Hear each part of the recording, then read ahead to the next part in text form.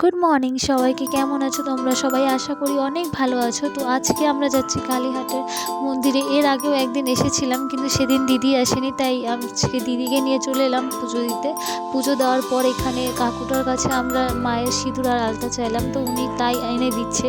আর এইদিকে আমার ভাগ্নি রাগ করে মন্দিরের বারান্দায় বসে আছে। তো আমরা সিঁদুর আলতা নিয়ে বাইরে চলে এলাম। বাইরের মন্দিরটাকে খুব সুন্দরভাবে সাজিয়েছে, তোমাদেরকে দেখাবো। এই দেখো মানে বাইরে থেকে মন্দিরটাকে কত সুন্দর লাগছে।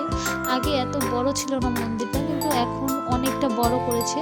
আর আজকে সেরকম ভিড়ও ছিল না, বাইরে থেকে মন্দিরটা দেখালাম। আর এখানে খুবই কম প্রাইসের মধ্যে খুব সুন্দর সুন্দর ঘড়ি পাওয়া যাচ্ছিল। এখান থেকে চলে আমার ভাগ্নি ভেলপুরি খাওয়ার জন্য প্রচুর কান্নাকাটি করেছে।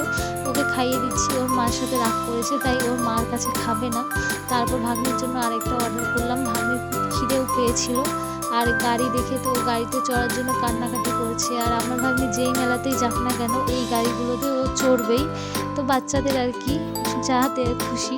তারপর আমরা এখানে কেনাকাটি শুরু করে দিলাম। অনেক কিছু কেনার পর লাস্টে চলে এসেছি। আমার ভাগ্নির এখনও কেনা শেষ হয়নি।